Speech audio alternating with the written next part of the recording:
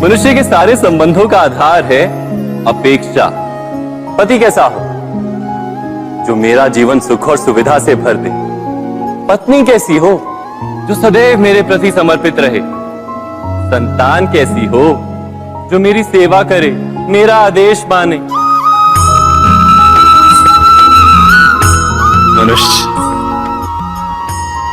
मनुष्य उसी को प्रेम भी कर पाता है जो उसकी अपेक्षा पूर्ण करता है, और अपेक्षा की तो नियति है भंग होना।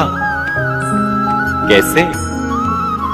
क्योंकि अपेक्षा मनुष्य के मस्तिष्क में जन्म लेती है। कोई अन्य व्यक्ति उसकी अपेक्षाओं के बारे में जान ही नहीं पाता। पूर्ण करने की प्रामाणिक इच्छा हो तब भी कोई मनुष्य किसी की अपेक्षाओं को पूर्ण नहीं कर पाता, और वहां से जन्म लेता है संघर्ष। सारे संबंध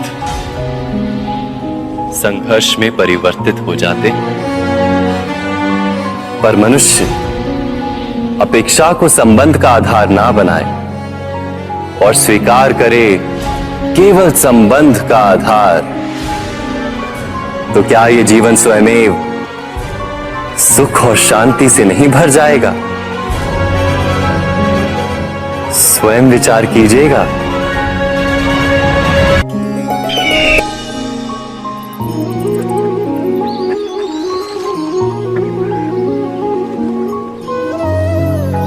समय के आरंभ से ही मनुष्य को एक प्रश्न सदा पीड़ा देता है कि वो अपने संबंधों में अधिकतम सुख और कम से कम दुख किस प्रकार प्राप्त कर सकता है।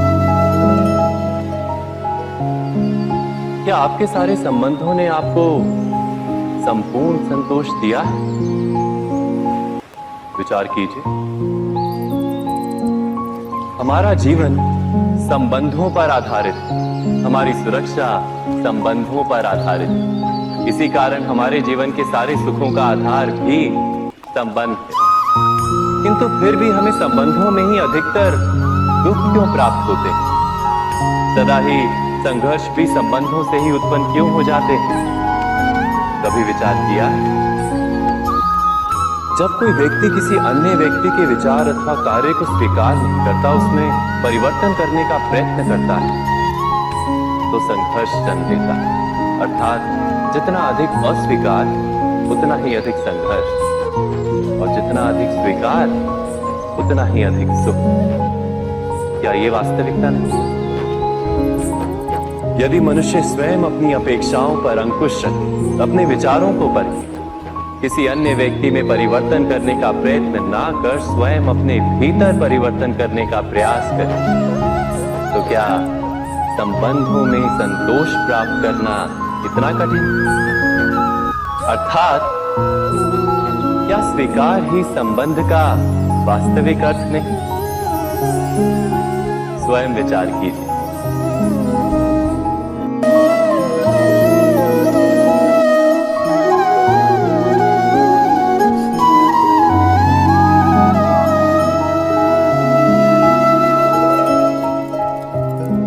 जब किसी व्यक्ति को किसी घटना में अन्याय का अनुभव होता है, तो वो घटना उसके अंतर को झकझोर देती है। समस्त जगत उसे अपना शत्रु प्रतीत होता है। अन्याय लगने वाली घटना जितनी बड़ी होती है, मनुष्य का हृदय भी उतना ही अधिक विरोध करता है। उस घटना के उत्तर में वो न्याय मांगता है, और ये योग्य भी है। वास्तव में समाज में किसी भी प्रकार का अन्याय व्यक्ति की आस्था और विश्वास का नाश है। किंतु ये न्याय क्या है? न्याय का अर्थ क्या है? अन्याय करने वाले को अपने कार्य पर पश्चाताप हो, और अन्याय भुगतने वाले के मन में फिर से विश्वास जगे समाज के प्रति। इतना ही अर्थ है ना न्याय का। किंतु जिसके हृदय में धर्म नहीं होता, वो न्याय को छोड़कर वैर और प्रतिशोध को अपनाता है। हिंसा के बदले प्रतिहिंसा की भावना लेकर चलता है। स्वयं भोगी हुई पीड़ा से कहीं अधिक पीड़ा देने का प्रयत्न करता है और इस मार्ग पर चलते अन्याय को भुगतने वाला स्वयं अन्याय करने लगता है। शीघ्र ही वो अपराधी बन जाता है, अर्थात न्याय और प्रतिशोध के बीच बहुत कम अंतर होता है और इसी अंतर का नाम है धर्म। क्या ये सत्य नहीं? स्वयं विचार कीजिए। दो व्यक्ति जब निकट आते हैं तो एक दूसरे के लिए सीमाएं और मर्यादाएं निर्मित करने का प्रयत्न अवश्य करते हैं। हम यदि सारे संबंधों पर विचार करें तो देखेंगे कि इन सारे संबंधों का आधार यही सीमाएं हैं जो हम दूसरों के लिए निर्मित करते हैं। और यदि अनजाने में भी कोई अन्य व्यक्ति इन सीमाओं को तोड़ता है तो उसी क्षण हमारा हृदय क्रोध से भर जाता है।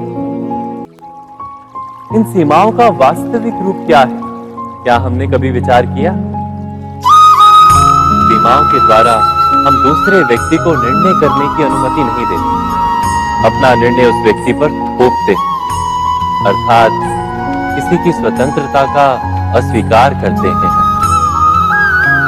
और जब स्वतंत्रता का अस्वीकार किया जाता है तो उसका हृदय दुख से भर जाता है और जब वो सीमाओं को तोड़ता है तो हमारा हृदय क्रोध से भर जाता है।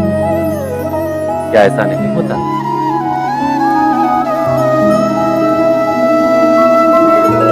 पर यदि एक दूसरे की स्वतंत्रता का सम्मान किया जाए तो किसी मर्यादाओं या सीमाओं की आवश्यकता ही नहीं होती।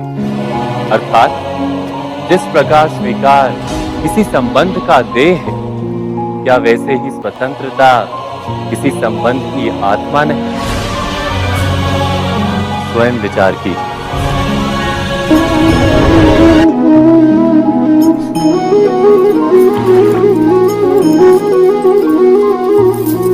पिता सदा ही अपने संतान के सुख की कामना करते हैं, उनके भविष्य की चिंता करते रहते हैं। इसी कारणवश सदा ही अपने संतानों के भविष्य का मार्ग स्वयं निश्चित करने का प्रयत्न करते रहते हैं। जिस मार्ग पर पिता स्वयं चला है, जिस मार्ग के कंकर पत्थर को स्वयं देखा है, मार्ग की छाया, मार्ग की धूप को स्वयं जाना है, उसी मार्ग पर उसका पुत्र भी चले, यही इच्छा रहती है हर पिता की। निसंदेह उत्तम भावना है ये, किंतु 3 प्रश्नों के ऊपर विचार करना हम भूल ही जाते हैं। कौन से प्रश्न? प्रथम प्रश्न, क्या समय के साथ प्रत्येक मार्ग बदल नहीं जाते? क्या समय सदा ही नई चुनौतियों को लेकर नहीं आता? तो फिर बीते हुए समय के अनुभव नई पीढ़ी को किस प्रकार लाभ दे सकते हैं? दूसरा प्रश्न, क्या प्रत्येक संतान अपने माता पिता की छवि होता है? हाँ, संतानों को संस्कार तो अवश्य माता पिता देते हैं, किंतु भीतर की क्षमता तो ईश्वर देते हैं। तो जिस मार्ग पर पिता को सफलता मिली है, विश्वास है कि उसी मार्ग पर उसकी संतानों को भी सफलता और सुख प्राप्त होगा। तीसरा प्रश्न, क्या जीवन के संघर्ष और चुनौतियां लाभकारी नहीं होती?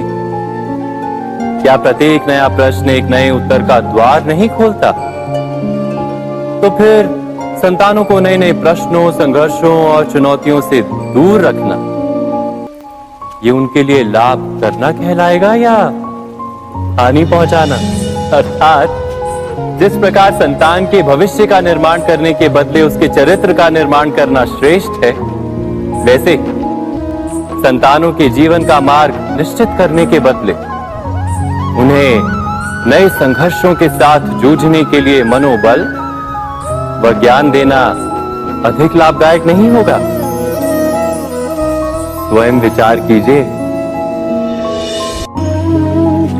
सबके जीवन में ऐसा प्रसंग अवश्य आता है कि सत्य कहने का निश्चय होता है हृदय में, किंतु मुख से सत्य निकल नहीं पाते। कोई भय मन को घेर लेता है। किसी घटना अथवा प्रसंग के बारे में बात करना या फिर स्वयं से कोई भूल हो जाए उसके बारे में कुछ बोलना, क्या ये सत्य है? नहीं, ये तो केवल तथ्य है। अर्थात जैसा हुआ था वैसा केवल बोल देना सामान्य सी बात है। किंतु कभी कभी उस तथ्य को बोलते हुए भी भय लगता है। कदाचित किसी दूसरे की भावनाओं का विचार आता है मन, दूसरे को दुख होगा ये भय भी शब्दों को रोकता है। तो ये सत्य क्या है? क्या हमने कभी विचार किया है? जब भय रहते हुए भी कोई तथ्य बोलता है तो वो सत्य कहलाता है। वास्तव में सत्य कुछ और नहीं, केवल निर्भयता का दूसरा नाम है। और निर्भय होने का कोई समय नहीं होता, क्योंकि निर्भयता आत्मा का स्वभाव है। अर्थात क्या प्रत्येक क्षण सत्य बोलने का क्षण नहीं होता?